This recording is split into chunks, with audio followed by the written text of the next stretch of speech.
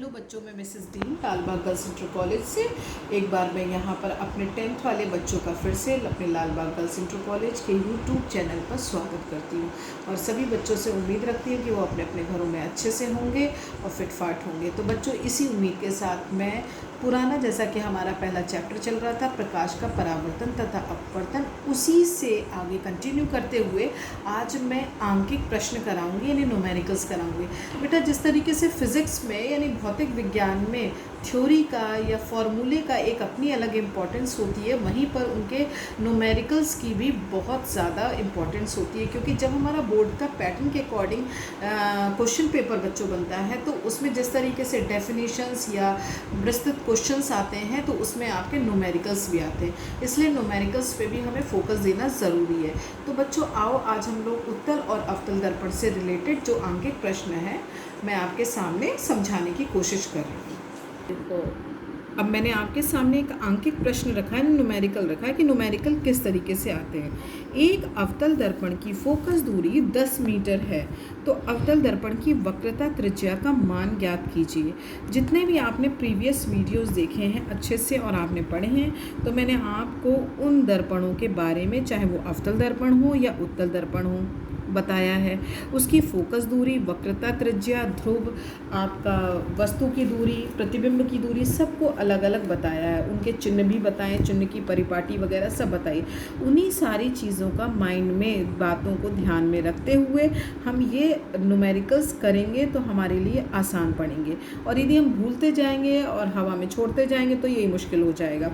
तो सबसे पहले तो आप ये फोकस करोगे, आप ये चीज़ देखोगे कि हमारा दर्पण कौन सा है। आपने देखा कि इस न्यूमेरिकल में बता रहा है ये अवतल दर्पण है।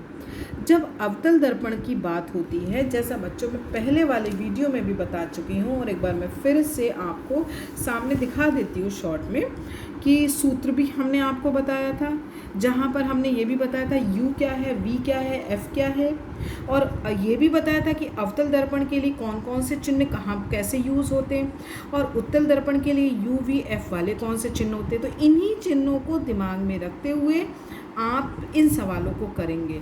तो शुरू कर रहे हैं। अवतल दर्पण, सबसे पहले हमने प्रश्न पढ़ा और प्रश्न क्या बता रहा है, कौन से दर्पण की बात कर रहा है, अवतल दर्पण। तो जब अवतल दर्पण की बात होती है तो हमें पता है हमारा U भी माइनस होता है, V भी माइनस होता है और F भी माइनस होता है। तो यहाँ अवतल दर्पण की क्या दी गई है, फोकस दूरी। फोकस दूरी को हम लोग किससे रिप्रेजेंट करते हैं, F से। और फोकस दूरी अवतल दर्पण में किस में होती है, माइनस में। तो आप लिखोगे -10 मीटर।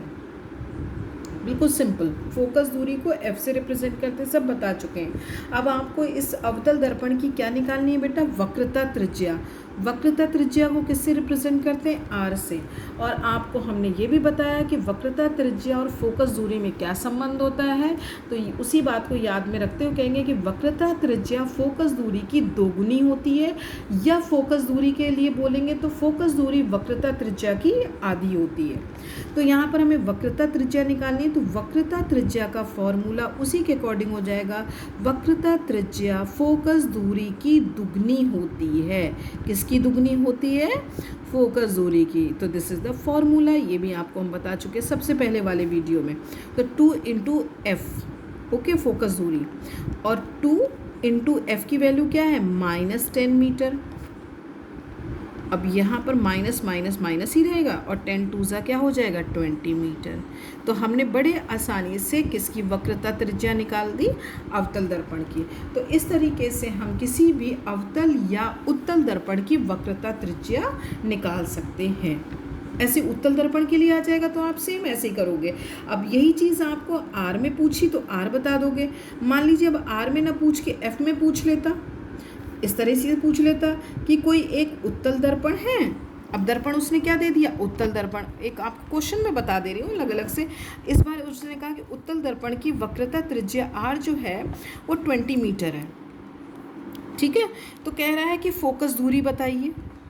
तो अब हम जानते हैं फोकस दूरी का संबंध वक्रता त्रिज्या से आधा होता है, वक्रता त्रिज्या फोकस दूरी की दुगनी होती है। तो यहाँ f निकालने के लिए क्या कर लोगे, r/2। चूँकि यहाँ पर दर्पण क्या है, उत्तल है, तो फोकस हमेशा प्लस में होएगा। सो f इज इक्वल टू क्या हो जाएगा, 20/2 मीटर। और ये कट रहा है तो काट दीजिएगा, नहीं कट रहा तो वो बात अलग हो जाएगी। तो 10 मीटर आंसर आ जाएगा प्लस में। तो कितनी आसानी से आप वही सवाल को आर के फॉर्म में पूछे या एफ के फॉर्म में पूछे, आप उस फॉर्मूले को दिमाग में रखिएगा। और साथ ही सबसे पहले ध्यान दीजिएगा कि मेरा दर्पण कैसा है, क्योंकि दर्पण से आप चिन्हों को सही तरीके से सही कर पाओगे। नहीं तो चिन्ह यदि आपने गलत कर दिए तो आपका सवाल भी गलत हो जाएगा सही होते हुए भी। तो इस तरीके से हमने एक छोटा सा ये क्वेश्चन लिया।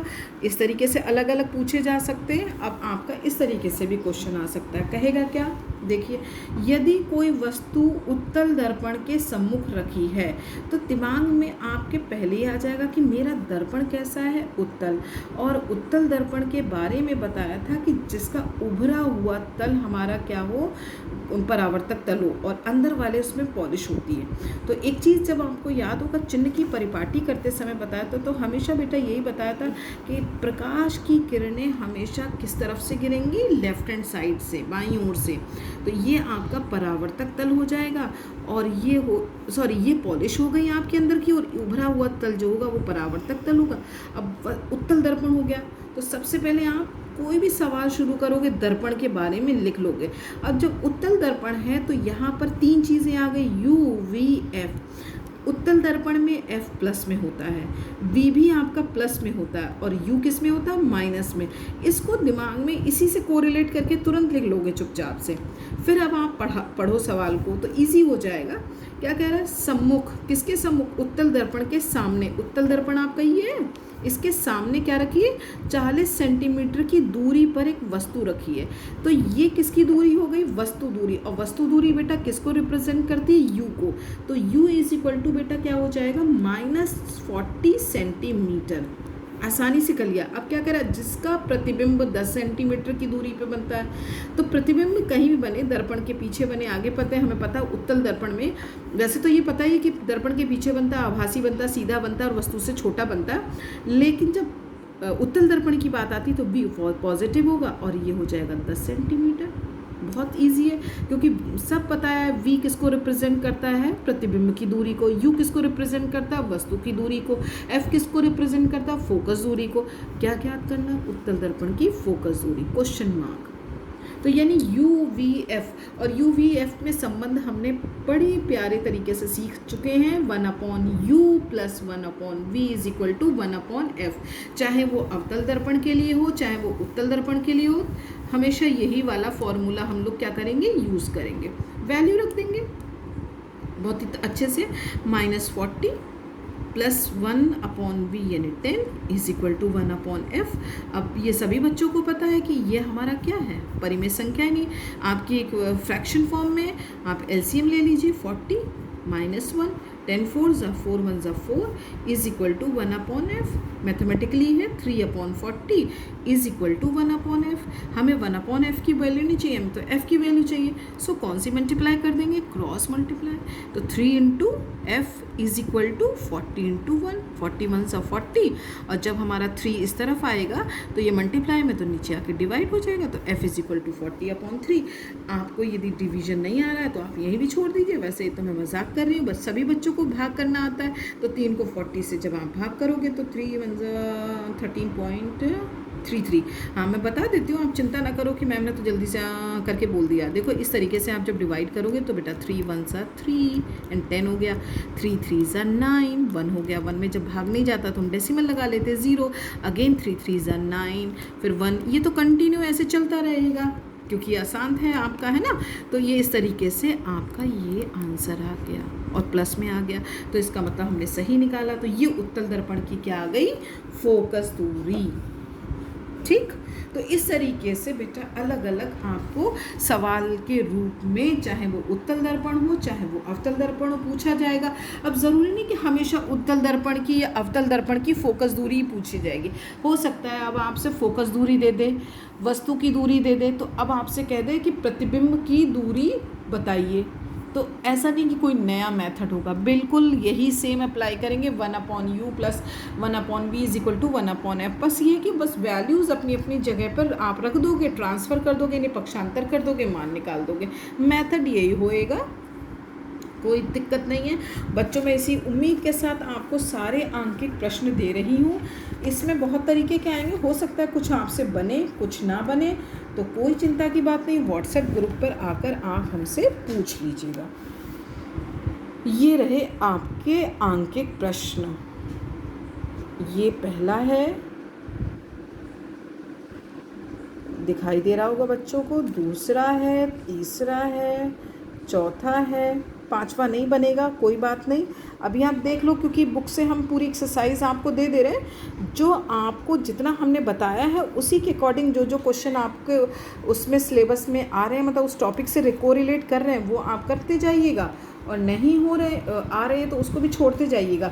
जब हम आपको अपवर्तनांक वगैरह बताएंगे तब आप वो वाले चैप्टर वो वाले क्वेश्चन कर लीजिए, ठीक है। तो देखिए जितना जितना बोला जा रहा है, ये देखिए फोकस सूरी है, आ गया, ये आ गया क्वेश्चन नंबर, बहुत सारे क्वेश्चंस हैं, एक तरीके से बस मैं आपको धीरे धीरे दिखा दे रही हूँ। अब इसमें से जितना आपको अवतल उत्तल दर्पण वाले वो सारे छांट छांट के आप लोग कर लीजिएगा, ठीक है। तो बच्चों इसी के साथ और इसी उम्मीद के साथ मैं सोचती हूँ कि आपको अच्छे से समझ लग गया होगा। तो नेक्स्ट टॉपिक के साथ मैं कल मिलती हूँ। ओके, तब तक के लिए बाय बाय।